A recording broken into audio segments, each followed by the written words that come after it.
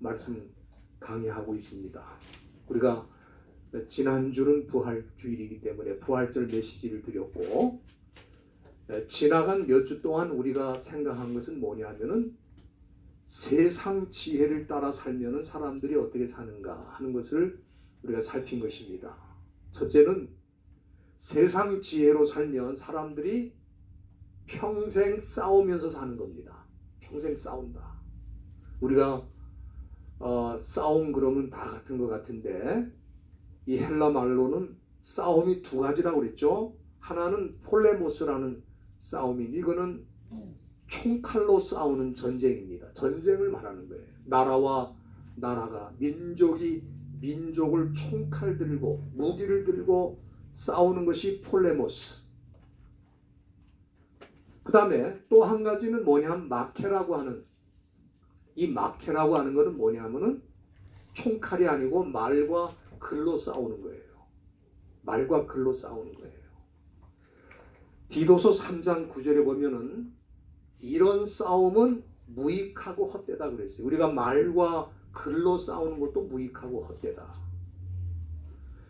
야고보 사도는 총칼로 싸우든지 아니면 말과 글로 싸우든지 이 모든 싸움의 원인은 사람의 욕심 때문이다.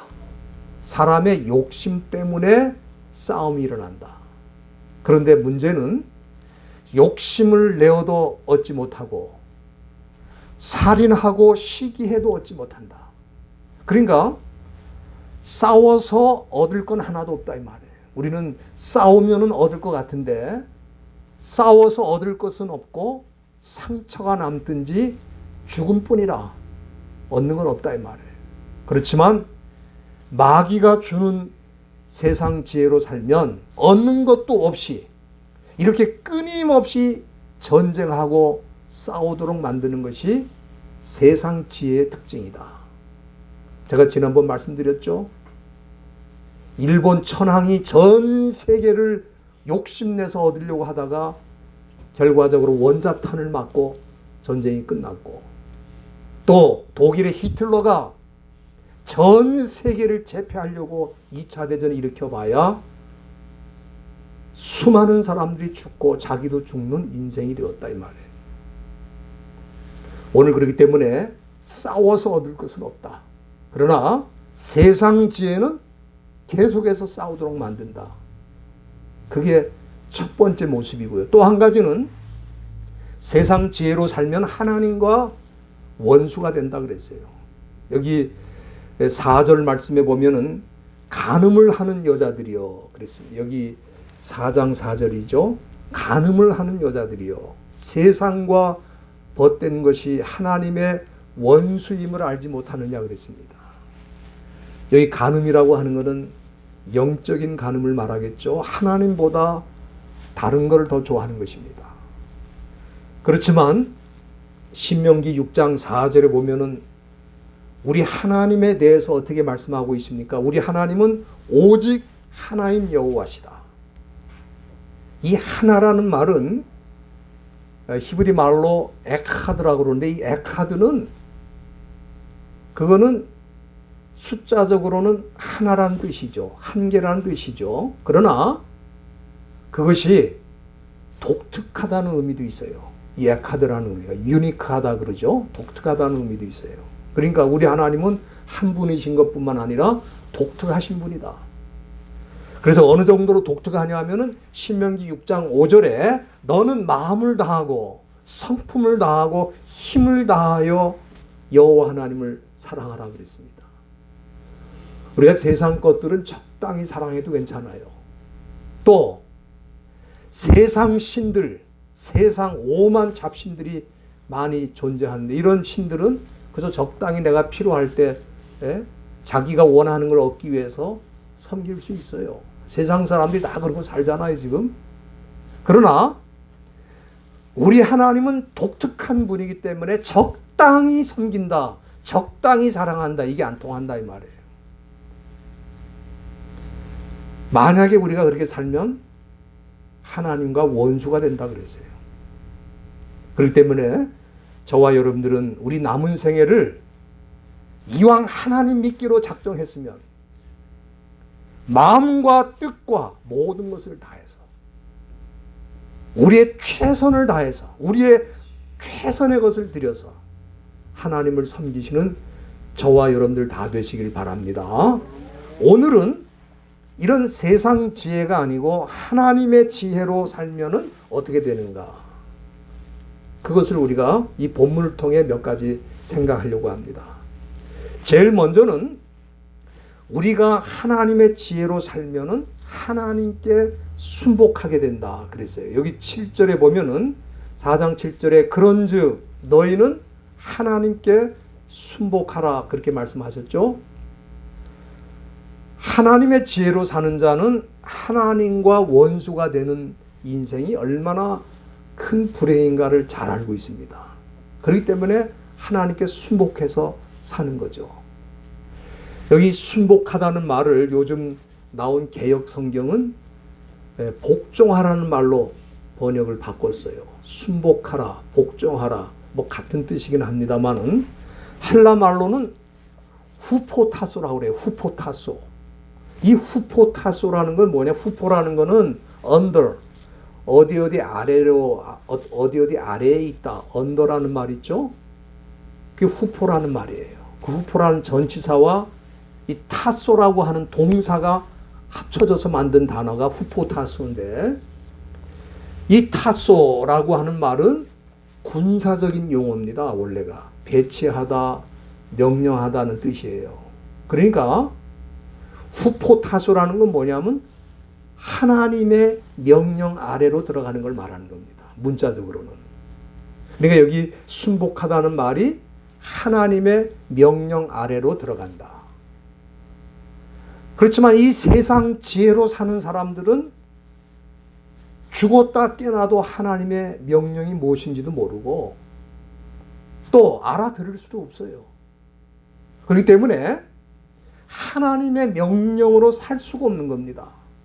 다만 마귀가 주는 명령에 따라서, 가이드라인에 따라서 세상 사람들은 살 수밖에 없어요.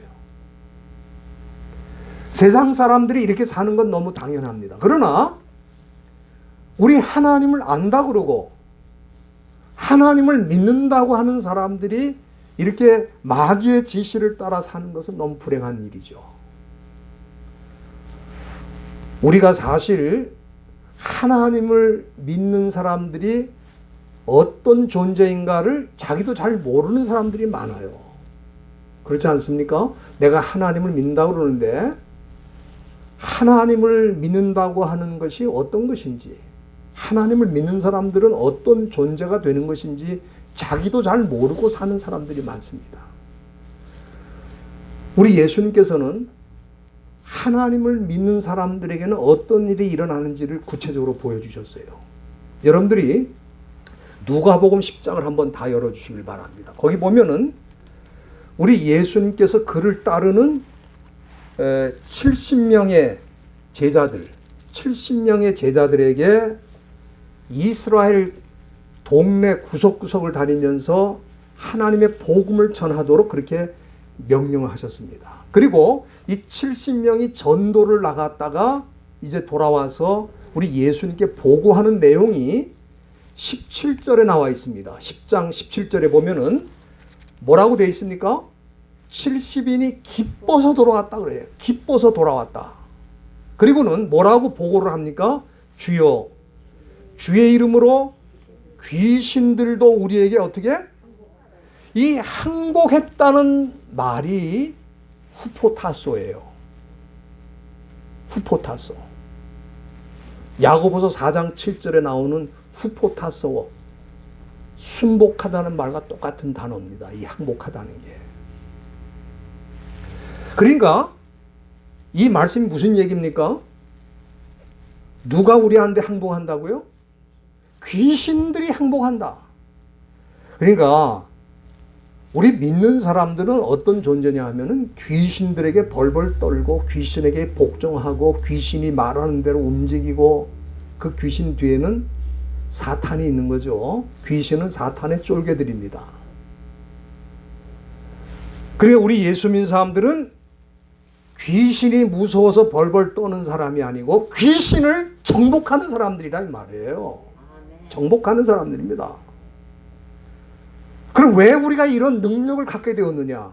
누가복음 10장 19절에 그 다음 절에 보면은 예수님은 우리에게 뭐라고 얘기하셨냐면은 내가 너희에게 전갈을 밟으며 원수의 모든 능력을 제어할 권세를 주었으니, 이 뱀과 전갈은 다 이 마귀를 상징하는 것이고 귀신을 상징하는 것입니다.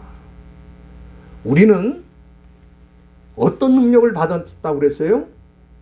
뱀과 전갈, 마귀를 짓밟고 원수의 모든 능력을 제어할 수 있는 권세를 주었다. 여러분들 그렇게 믿으시죠?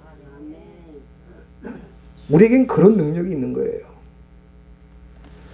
그러니까 우리 믿는 사람들이, 정말 하나님을 제대로 믿는 사람들이 가는 곳이면은 마귀가 긴장을 합니다.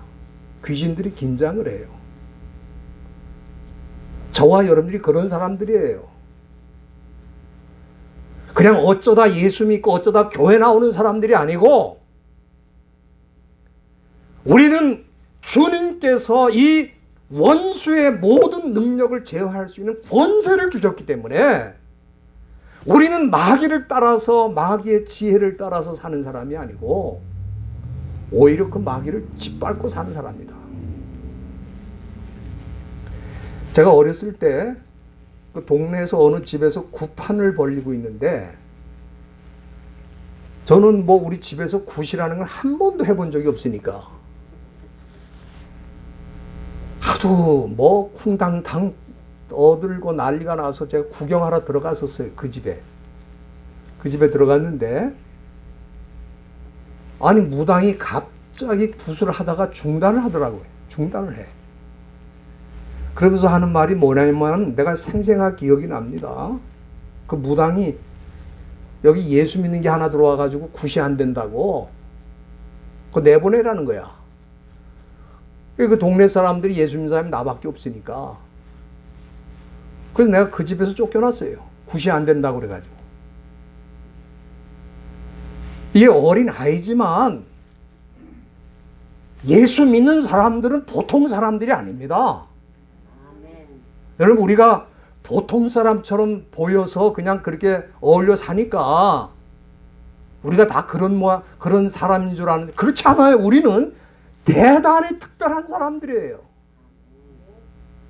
우리가 가는 곳에는 마귀가 긴장을 하고 귀신들이 긴장을 한다 이 말이에요. 왜? 우리에겐 그런 것들을 정복할 수 있는 능력을 주셨기 때문에 그런 거예요. 누가복음 10장 20절에 보면은 우리에게 이런 능력을 주셔서 제자들이 복음을 전하러 나갔더니 귀신들이 꼼짝을 못하고 항복을 하더라는 거예요. 그래서 너무 기뻐가지고 돌아왔는데, 우리 예수님은 그런 거 가지고 기뻐하지 말아라.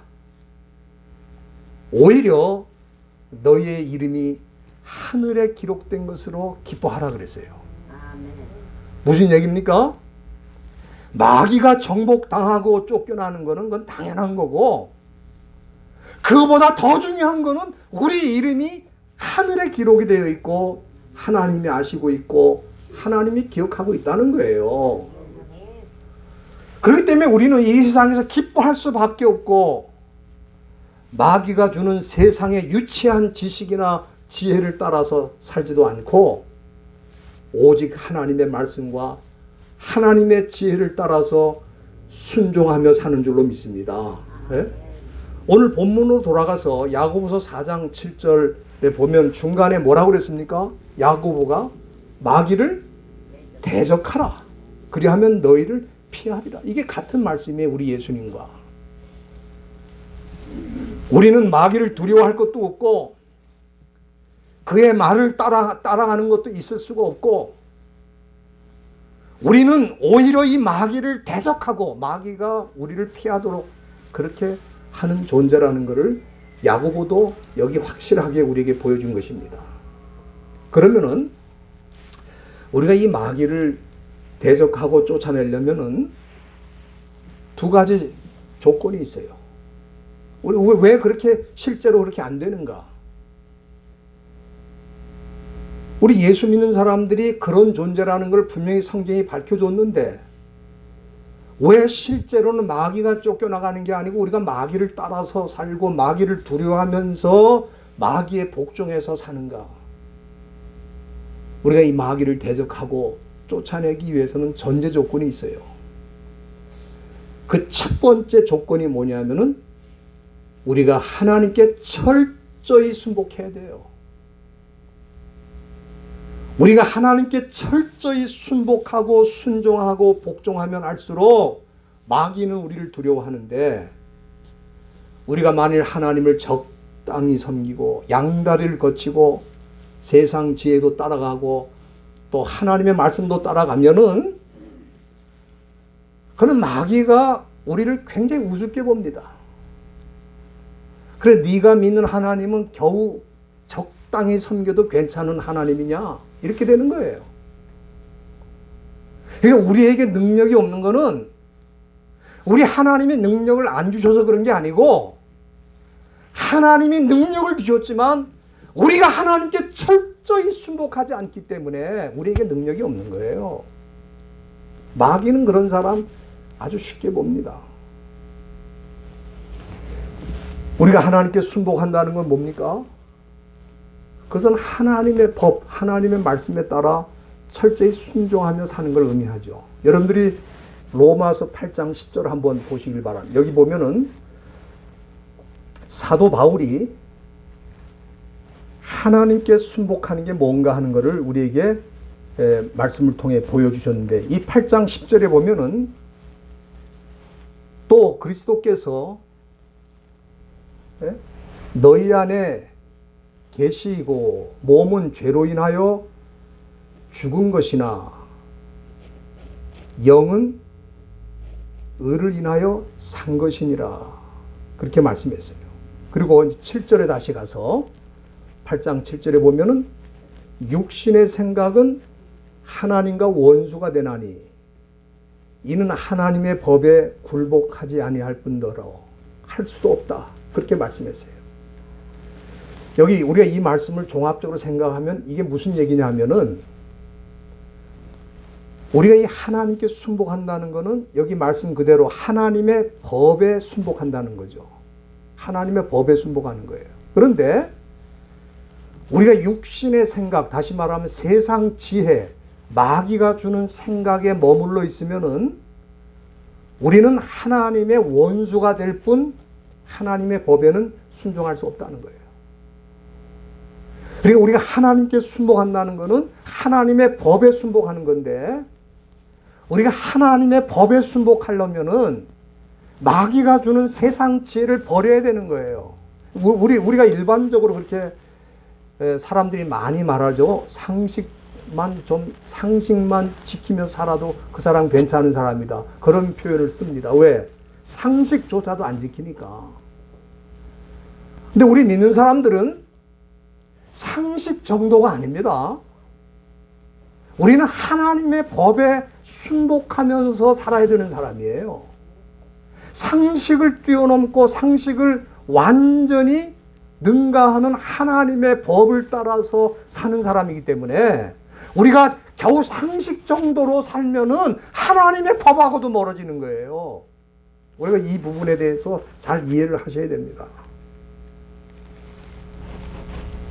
그런데 우리는 그러면 하나님의 법에 그렇게 순복하며 살 수 있느냐? 살 수 있다는 거예요. 왜 그러냐면은 거기 로마서 8장 9절에 보면은 만일 너희 속에 하나님의 영이 거하시면 너희가 육신에 있지 아니하고 영에 있나니 누구든지 그리스도의 영이 없으면 그리스도의 사람이 아니라 그랬어요. 그러니까 우리가 하나님의 법에 순복할 수 있는 이유가 뭐냐면 하나님의 영이 우리 가운데에서 역사하시고 그 법을 이해하게 하시고 그 법을 따라서 순종할 수 있도록 지혜를 주시고 능력을 주시기 때문에 그게 가능한 거예요. 우리가 자연인 그대로는 하나님의 법을 따를 사람이 아무도 없습니다.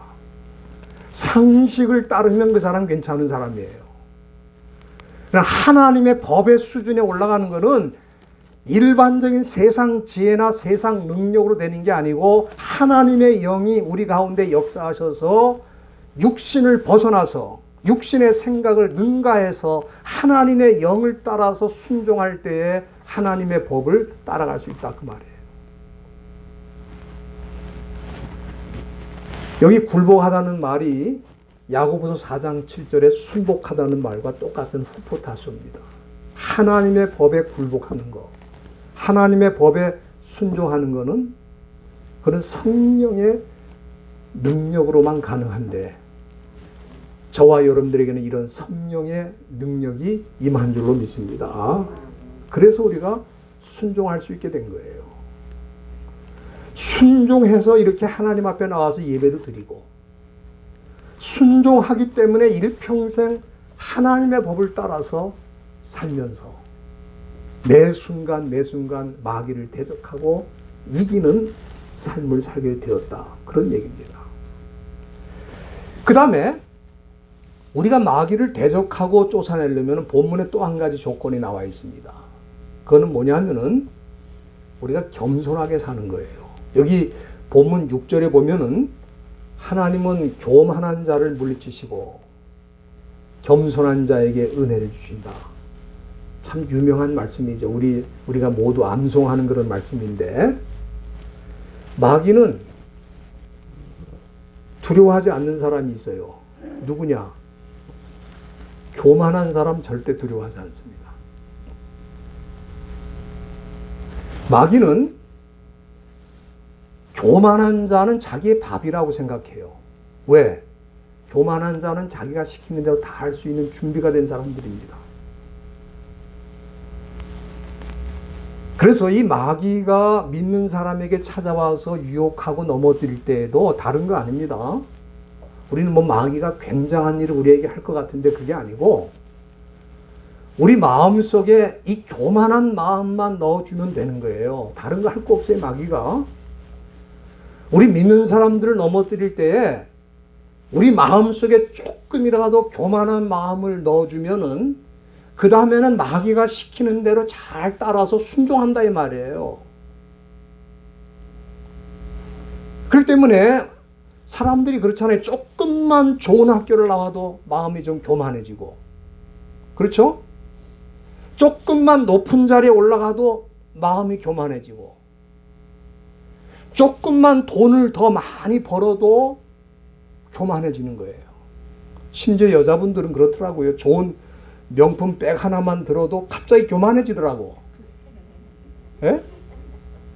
뭐 특별한 보석 다이아 반지를 좀 큰 거를 끼면 영 달라지더라고 사람이.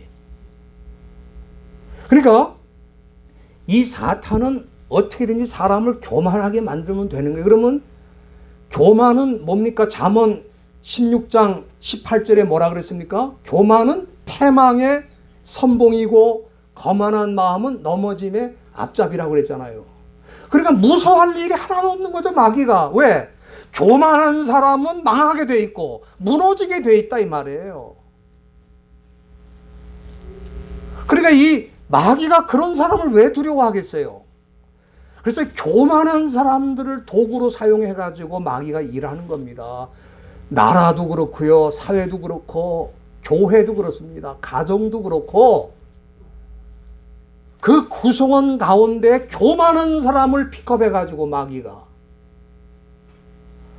어떻게든지 교만한 사람을 이용해가지고 가정과 사회를 파괴시킨다 이 말이에요.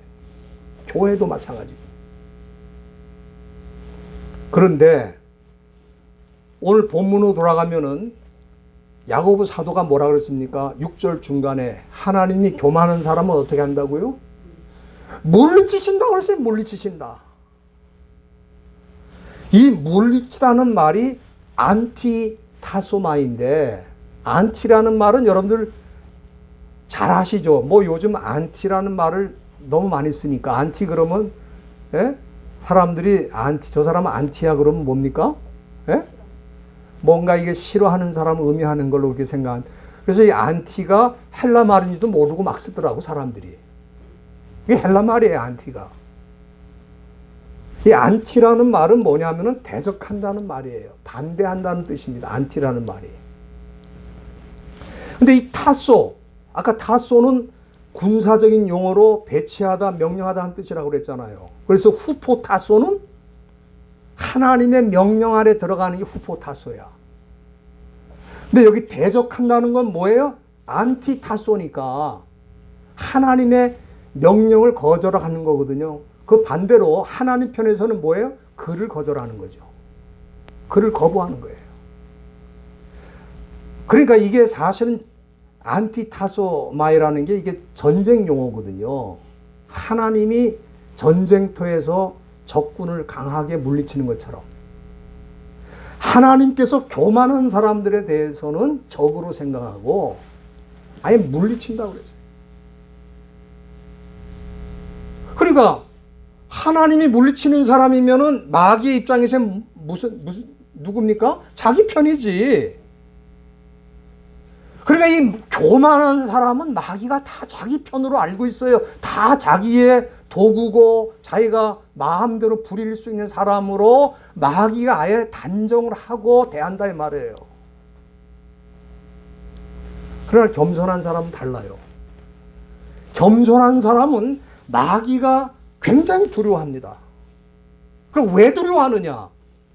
여기 말씀에 보면은 6절 끝에 겸손한 사람에게는 하나님이 뭘 주신다? 은혜를 주신다. 여기 주신다는 말, 이 디돔이라고 한 말이 현재형이거든요. 이 헬라 말에서 현재형이라는 것은 현재 일어난 사건을 뜻할 때만 쓰는 게 아니고 현재 일어난 사건이 continually, 지속적으로 계속되는 때에 지속적인 의미가 있을 때 현재형을 쓰는 거예요. 그러니까 여기 은혜를 주신다는 것은 은혜를 한 번 주시고 끝낸다는 게 아니고 뭡니까? 은혜를 지속적으로 끊임없이 주신다는 거예요.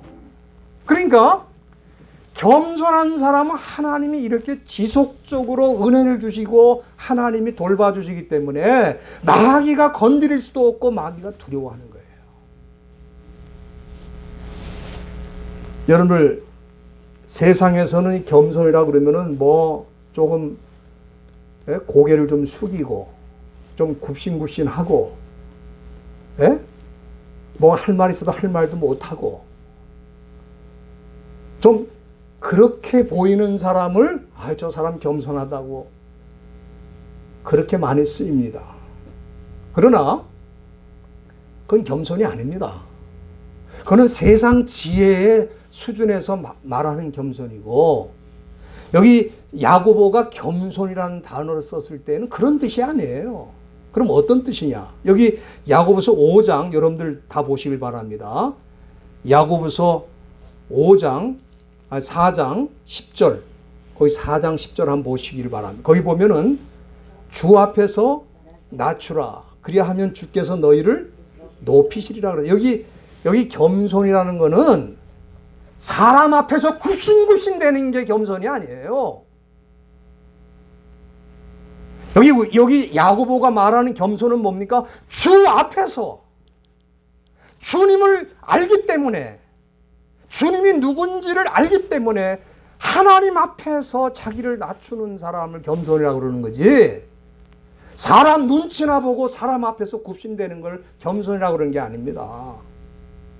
그러면 왜 하나님의 지혜로 사는 사람들은 이렇게 겸손할 수밖에 없는가? 그건 하나님이 어떤 분인가를 잘 알아서 그래요. 여러분들이 시편 57편 한번 보시기 바랍니다. 시편 57편을 보면은 우리 하나님이 어떤 분인지에 대해서 거기 이제 말씀하고 있는데 한번 다 같이 보시길 바랍니다. 시편 57편 2절 말씀. 우리 빨리 찾은 분이 한번 읽어 주실래요?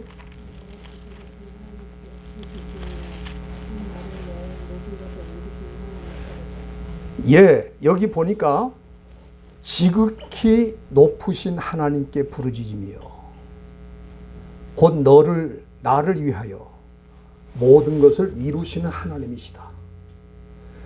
지극히 높다 그랬어요.